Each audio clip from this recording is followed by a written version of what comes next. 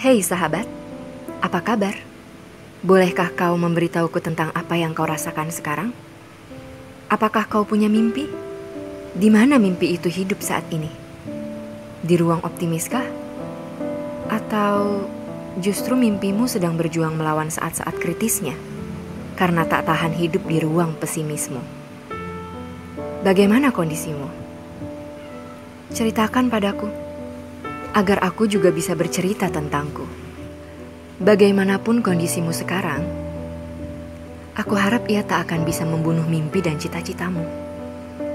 Kau harus segera bangkit dan pastikan kau pasti bisa menggapai itu semua. Sini, kubisikkan sesuatu di telingamu. Kau itu sungguh hebat. Aku yakin Allah menciptakanmu dengan segala kebahagiaan. Kuharap engkau selalu bahagia melewati apapun yang ditetapkan di balik namamu. Meski sulit, dimanapun raga dan jiwamu berlabuh, semoga engkau ingat bahwa tanganmu mampu hadirkan miliaran manfaat, menyapa setiap orang dengan rasa kepedulian. Meski tak mudah, aku tahu engkau bisa. Siapapun sahabatku, siapapun yang akan membaca ini, kemarilah, aku ingin berdialog denganmu lewat tulisan ini. Sebenarnya, aku ingin mengucapkannya langsung, tapi aku takut kau tak mengerti bahasaku. Maka cukuplah kutuliskan saja. Semoga kau dapat merasakan apa yang aku rasakan saat menulis ini. Sahabat, ini tentang perjuangan. Entah mengapa, aku sangat ingin menulis hari ini. Tapi yang pasti, hatiku berkata, aku harus menyampaikan ini. Bukan untuk siapa-siapa. Hanya untuk diriku. Sekali lagi sahabat, ini tentang perjuangan. Bolehlah kali ini aku akan menulis tentang perjuanganku. Sebelum kelak, engkau menceritakan perjuanganmu. Sejak dulu, hingga detik kau membaca tulisan ini, aku sedang berjuang melawan segala ketidakmungkinan dalam hidup.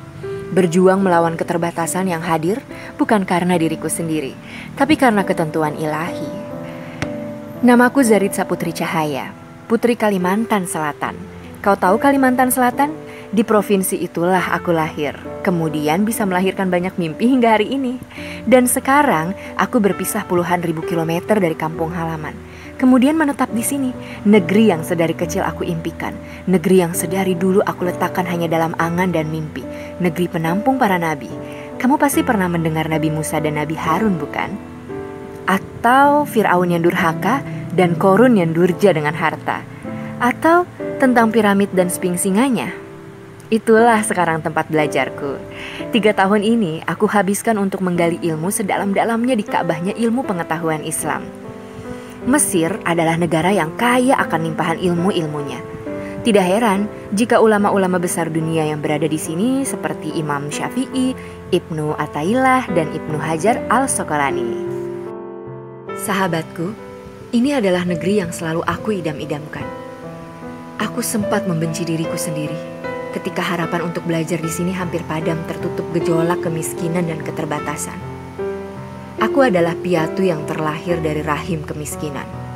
Ibuku sudah meninggal, dan ayah adalah satu-satunya orang yang berjuang untuk menghidupiku. Jangankan untuk bersekolah di luar negeri, bahkan untuk makan esok hari saja kami harus berkeringat dulu di sawah orang lain. Setiap hari, aku sudah terbiasa membunuh paksa mimpi-mimpi untuk sekolah ke Mesir.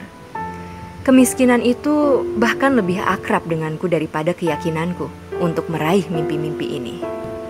Tidak hanya miskin, aku juga bisu. Sedari kecil, aku tak mampu berucap dan berkata seperti orang lain, atau sekedar mengobrol dan menanggapi cerita teman-teman. Tapi tenanglah sahabat, aku tidak pernah sedih dengan anugerah itu. Aku kuat dan aku bersyukur. Aku bersyukur atas segala-galanya. Aku selalu melawan diriku sendiri, memastikannya agar tidak pernah menyerah. Terlebih menyerah terhadap kekurangan yang kumiliki. Aku harus bisa meyakinkan semua orang bahwa aku bisa melewati semua yang digariskan untuk diriku.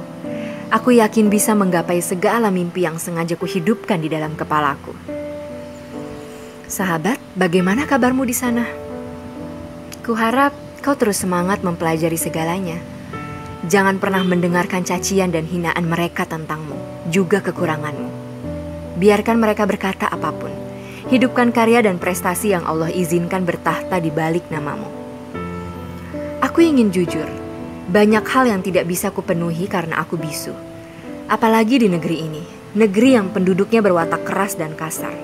Berulang kali aku diperlakukan tidak baik dan dipandang sebelah mata. Tapi aku harus kuat dan terus bersyukur. Sedari dulu, aku sudah memutuskan kekerabatanku dari rasa putus asa ataupun minder. Karena bagiku, hidup dengan kondisi seperti ini adalah anugerah. Ada skenario luar biasa yang telah disediakan Sang Maha Kuasa untukku. Satu hal yang pasti, Tuhan telah menjagaku dari salah satu sumber dosa yang sangat mengerikan, yaitu mulut dan lidah. Luqman Al-Hakim pernah berkata, ada dua hal yang selalu ingin diperindahnya dari semua organ tubuh, dan ada dua hal pula yang ingin dibuangnya dari dalam tubuh.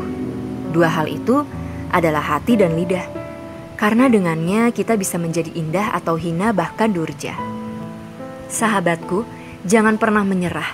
Jalani setiap peta kehidupan dengan perasaan optimis dan keyakinan.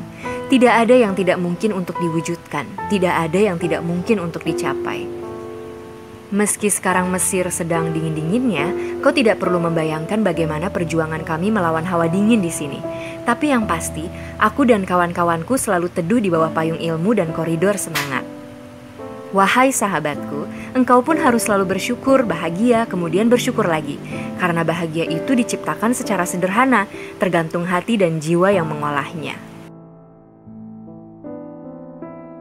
Allah berfirman, dan ingatlah ketika Tuhanmu memaklumkan, sesungguhnya jika kamu bersyukur, niscaya aku akan menambah nikmat kepadamu. Tetapi jika kamu mengingkari nikmatku, maka pasti azabku sangat berat. Kau yang membaca ini, jangan lupa bersyukur atas semua nikmat yang Allah percayakan dalam hidupmu. Nanti akan kita sambung lagi ya sahabat. Bus merah yang biasa mengantarkanku ke kampus sudah datang.